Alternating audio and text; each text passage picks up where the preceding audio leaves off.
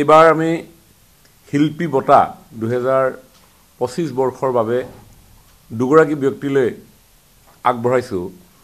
এগৰাকী হ'ল কণ্ঠশিল্পী ডক্টৰ অনিমা চৌধুৰী আৰু বিশিষ্ট লোকশিল্পী মুকুল ৰাভা ডাঙৰীয়াক। আমি সকলোৱে জানো যে অনিমা চৌধুৰী এগৰাকী অতি অসমৰ সংগীত জগতখনৰ নক্ষত্ৰ সদৃশ এগৰাকী শিল্পী আৰু এগৰাকী ব্যক্তিলৈ এবাৰ শিল্পী বঁটা আমি আগবঢ়াম। সেইগৰাকী হৈছে মুকুল ৰাভা। 1955 চনৰ 1 ডিচেম্বৰত তেখেতে জন্ম লাভ কৰিছিল। ৰাভা চাই পিদান শীৰ্ষক ৰাভা আধুনিক গীতৰ প্ৰথমটো শ্ৰাব্য কেছেটৰ লগতে তেখেতে বায়চিংকিয়া আঘোণৰ পথাৰতে সমন্বয়ৰ হুৰ লামদানি পাথাৰী আদি লোকসংগীতৰ শ্ৰাব্য কেছেটত কণ্ঠ দিয়াৰ লগতে তেখেতে সংগীত পৰিচালনাও কৰিছিল।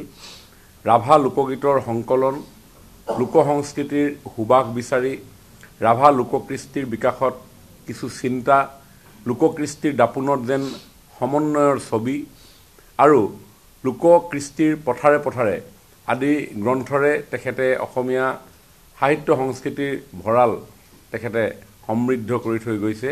মই আজি এই যি শিল্পী বঁটা দুইগৰাকী ব্যক্তি ঘোষণা কৰা হ'ল, দুইগৰাকীলৈ মই মোৰ আন্তৰিক শ্ৰদ্ধা আৰু শুভেচ্ছা জ্ঞাপন কৰিছোঁ। আমাৰ অন্যতম এটা বঁটা, সেই বঁটা এবাৰ আমি প্ৰদান কৰিম নটসূৰ্য ফণী শৰ্মা বঁটা বিশিষ্ট অভিনেত্ৰী ৰেবা ফুকন ডাঙৰীয়ানীক। 2024 বৰ্ষৰ প্ৰত্যেক বছৰে আমি প্ৰদান কৰা ৰেবা ফণী শৰ্মা বঁটাটি এবাৰ প্ৰদান কৰি আমি ৰেবা ফুকন ডাঙৰীয়ানীক নাট্য সাহিত্যৰ বাবে। আন এটি বঁটা প্ৰত্যেক 3 বছৰ মূৰে মূৰে আগবঢ়োৱা হয় সাহিত্যাচাৰ্য অতুল চন্দ্ৰ হাজৰিকাদেৱৰ নামত। ভ্ৰাম্যমাণ থিয়েটাৰত যিসকলে অৱদান আগবঢ়াইছে, ভ্ৰাম্যমাণ থিয়েটাৰক যিসকলে শক্তিশালী কৰাত বিশেষ অৰিহণা আগবঢ়াই আহিছে, সেইসকল ব্যক্তিলৈ এই অৱদান আগবঢ়োৱা হয়। আৰু এইবাৰ এই বঁটাটি আমি আগবঢ়াম বিশিষ্ট অভিনেত্ৰী হীৰা নেওগ ডাঙৰীয়ানীক। হীৰা নেওগ ডাঙৰীয়ানীয়ে অসম ষ্টাৰ থিয়েটাৰ, আবাহন, কহিনুৰ আৰু হেঙুল আদি ভ্ৰাম্যমাণ নাট্যগোষ্ঠীৰ এগৰাকী তেখেত পৰিচিত শিল্পী। অসমৰ ভ্ৰাম্যমাণৰ দৰ্শকসকলে হীৰা নেওগক আৰু নতুনকৈ পৰিচয় কৰাই দিয়াৰ কোনো প্ৰয়োজন নাই। দেউতা, মাটিৰ গাড়ী, হৰাগুৰি চাপৰি, অসীমত যাৰ হেৰাল সীমা,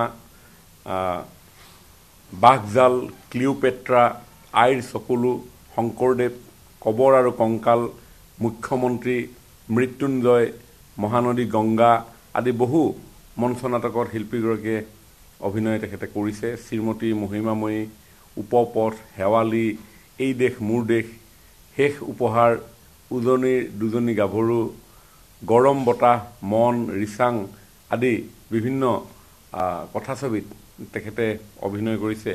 আৰু আজি আমি সাহিত্যাচাৰ্য অতুল চন্দ্ৰ হাজৰিকাদেৱৰ স্মৰণত প্ৰতি 3 বছৰে আগবঢ়োৱা এই ভ্ৰাম্যমাণৰ বঁটাটি তেখেতক এইবাৰ আগবঢ়াবলৈ পাই আমি আনন্দিত হৈছোঁ। মই হীৰা নেওগ ডাঙৰীয়ানীক আন্তৰিকতাৰে শুভেচ্ছা জ্ঞাপন কৰিছোঁ। অন্যহাতে ভীমবৰ দেউৰী 2 বছৰৰ মূৰে মূৰে এই জননেতাগৰাকীৰ স্মৃতিত unity among tribal community with main stream মূল সুঁতিৰ সৈতে যাতে আমি আমাৰ জনজাতীয় সমাজখনৰ এটা শক্তিশালী সমন্বয় স্থাপন কৰা যায়, এই উদ্দেশ্যে এই বঁটা আগবঢ়োৱা হয়। আৰু এইবাৰ এই বঁটাটি আগবঢ়োৱা হৈছে বিশিষ্ট সমাজকৰ্মী জলেশ্বৰ ব্ৰহ্ম ডাঙৰীয়াক। প্ৰত্যেক বছৰে ৰূপকোঁৱৰ জ্যোতিপ্ৰসাদ আগৰৱালাদেৱৰ স্মৰণত অসমবাসীয়ে যি শিল্পী দিৱস অনুষ্ঠিত কৰি আহিছে, অসম চৰকাৰে প্ৰত্যেক বছৰে এই 17 জানুৱাৰীটো অতি ভক্তিভাৱেৰে শিল্পীজনৰ প্ৰতি শ্ৰদ্ধাৰ্ঘ্য নিবেদন কৰিবৰ কাৰণে শিল্পী দিৱস উদযাপন কৰি আহিছে অসমৰ বিভিন্ন প্ৰান্তত। এইবাৰ গোলাঘাটত আয়োজন কৰা হ'ব আৰু গোলাঘাটতে এইসমূহ সন্মানীয় বঁটা প্ৰাপকক আমি বঁটাসমূহ প্ৰদান কৰিম।